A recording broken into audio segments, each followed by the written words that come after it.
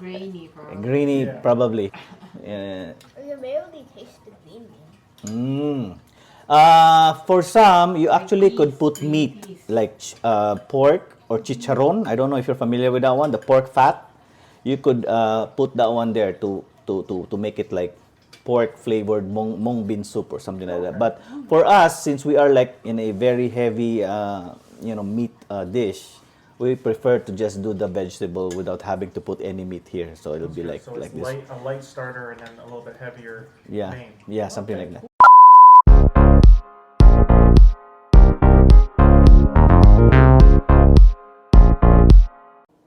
Hello, Florida. Hello, Philippines. Welcome to my vlog. So today, balik na sa tong luto-luto. Pero karon, it's going to be a little bit different kay after sa akong luto, akong friend sa trabaho, paanhion ako, and they are going to taste our Filipino dish. Today, I am going to make pork estofado. So, join me as I'm going to make the dish. So, for the ingredients, simple ra kay siya, straightforward. I am going to use pork shoulder. So, pork shoulder, hiwaon ako ni ron later. I actually bought 2 for 6, mga 6 pounds. So, that would be roughly around 2.2, so around 3 kilos. I don't know if I'm going to, ako nang hot dun kapoy. So 3 kilos of this one. The key here is marination. I am going to marinate it first. Okay. And then around 1 or 2 hours after marination, that's the time that I am going to cook. So sige, ato nang sugdan. So, first and foremost, manghugas gid og kamot. So, wash hands. Please bear with me. Imong uncle nagpajama kay wala ni laing short. So, after na ako gihugasan, ako ang hiwa-hiwaon into bite sizes kay lisod na. Pretty much the good thing with pork shoulder is very tender siya and delicious, fatty compared sa other parts sa pork. So, and I got this one from a nearby store. So, fresh kayo siya tanawon. So, later, when I'm done with the slicing, ako na dayon siyang i-marinate.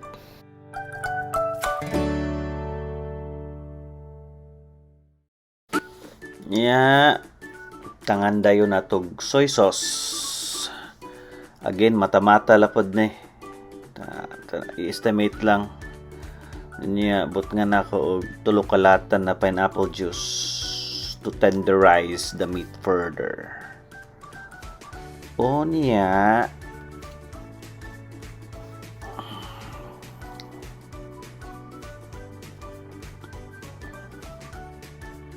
Tangan ako ground black pepper.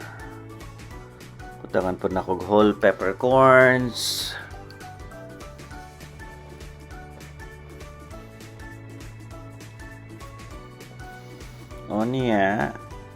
Karon naka-realize nga kamay kay sudlanan, gibalhin na po nako sa dako na bowl kay para ma-mix na kog tarong. Dugangan nako og basil, gibutangan nako og basil na leaves. Gihiwaan ako og onions.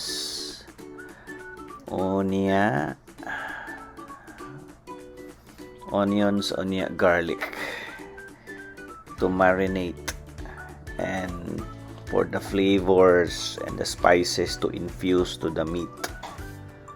So, ingon ana ang ako ang pag-marinate. Ideally, mas better, mas dugay, mas better. So, mga 3 hours, pwede na kaayo. Depende ra gyud. Kaya eventually, imo man siyang i-cook using the marinade itself. So, lami gihapon, pero siguro mas better if imo siyang i-marinate for a period of time. Oh, dapat ay ko sesame oil nalimtan. Ana ko sesame oil. Unya mix tanan. Sulbad kayo.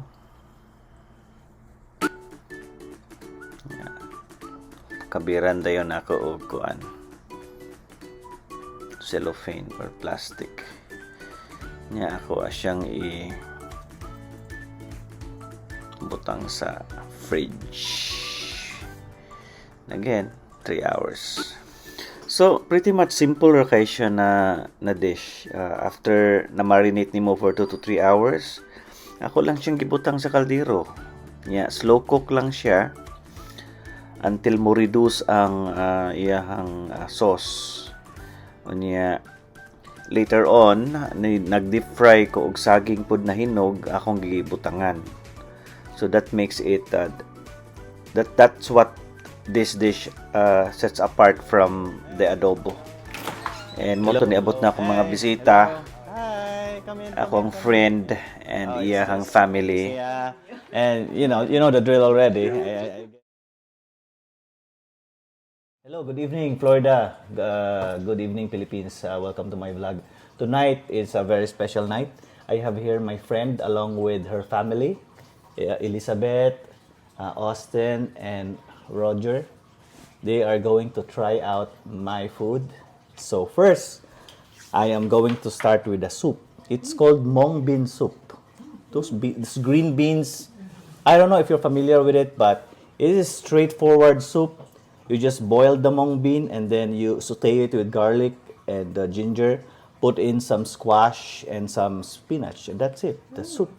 So usually, as Filipinos, when we eat something like a little bit salty food, we always pair it with something bland or something to harmonize, as they say. So let me start you with this one. A little bit of this. I'll try this. Oh. Smells good. Oh, thank you. Well, let me see for Roger. I'll put a little bit for Roger here. Do you eat vegetables? Oh yeah. You like spinach?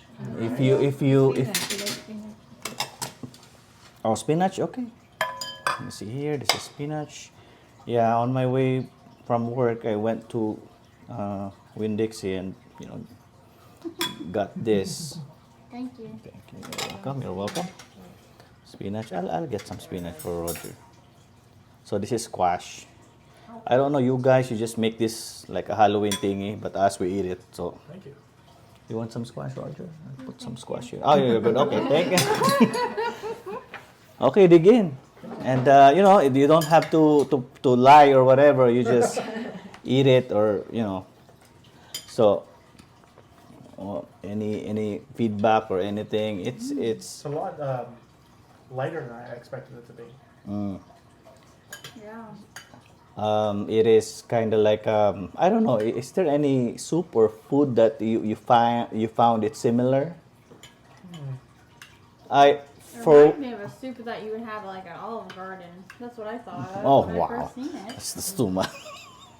But when we went to New Orleans, there's this gumbo soup, and it's similar because I think they also use that one, but they put in shrimps, they put in okra and all those stuff. But this is straightforward. This is actually our comfort food, especially when it rains. It's kind of cold and chilly outside. Something to calm the stomach. Just I like the squash in it, and I'm not really a big squash guy. You know that. Yeah. Like, I don't do squash, but I actually Really? kind of like it in there. It breaks up the flavor. oh, thank you, chef. So I just like to eat. Liquid and it's dry, mhm, but it's a liquid. oh yeah. So I don't know, liquid and dry, but yeah, It's Thank you.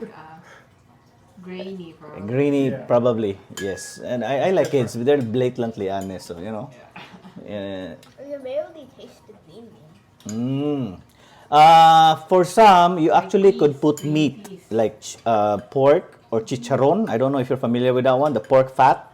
You could put that one there to make it like pork flavored mung bean soup or something like that. But for us, since we are like in a very heavy meat dish, we prefer to just do the vegetable without having to put any meat here. So it'll be like So like it's this. a light starter and then a little bit heavier Yeah, main. yeah, something Okay, like that. cool. Something or whatever. Hey, you And- feed me, I'm okay. yeah. I'll just sit in the corner and watch. This is called pork estofado. It's from a Spanish word, estofar, meaning to braise or something like that. So this is pretty much meat that's been cooked slowly through fire, and it's actually called in English sweet pork stew, something like that. It's mainly soy sauce base with some sesame oil. And there's a dish, another Filipino dish that's similar. It's called adobo. Pretty much the same procedure. The difference would be the bananas. I use pork shoulder for this one because it's more tender. At Aldi's, I bought that one there. So, and I fried some bananas and marinated it actually overnight with soy sauce and some pineapple juice, because pineapple juice is a best tenderizer of meat. I learned something tonight. Yeah. I didn't know that. Yes. So, just go ahead with your soup, no problem. And I will have Roger try this one first. Let me just give you this. Is he okay with bananas, or let me just? Do you have any allergies? Any allergies with food? No. Okay. Don't worry, Roger. The pizza is waiting for you. Let me just. It's very nice of you to forget, just in case. Oh, I always have a plan B. Oh, by the way, this is called banana flowers also. Another, usually Chinese use this to spice up. Not really spicy, to make it more, I don't know, more flavorful and more umami. I didn't know you the could food. eat banana flowers. Oh, no, this is really good. I'm like, I want you to taste this one. No. Roger will just do this. Okay, Roger. If you like more, just put it there, and you can just eat. Okay. Best couple it with rice. You know what? For you, you can just try. put it in your plate if you want. You Yeah. you want This to- is We usually eat it with rice. yeah. And Put rice and then top like it. jasmine rice. Good. You It's like? definitely moist. Oh yeah. Well, at least you said dry to my mung bean soup. Now it's moist. Thank you, Roger. Do you like it better than this one?